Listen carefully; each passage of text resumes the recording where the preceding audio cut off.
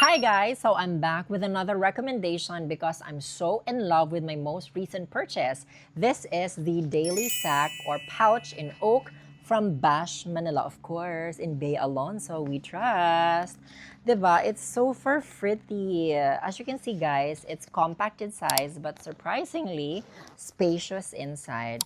I actually bought this for my makeup essentials. However, my brushes are a bit long for this pouch. So I'm currently using this for all of my chargers. Ayan, ang dami yung pwedeng ilagay dito, guys. Not just my chargers, but also my cables. Ayan. I think kasha dito yung mga 3 or 4 na chargers, guys. Also, my flash for my Digicam, as well as my extra battery and another cable.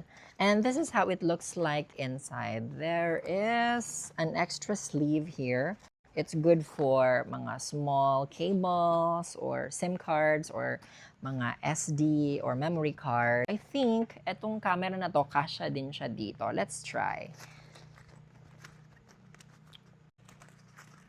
O, diba? Surprisingly, kasha siya. This comes in different colors. As you can see, I love neutral, nude, and earth tones. Same siya ng damit ko, guys. Get yours now because this is simple, organized, and travel ready. Add to cart na!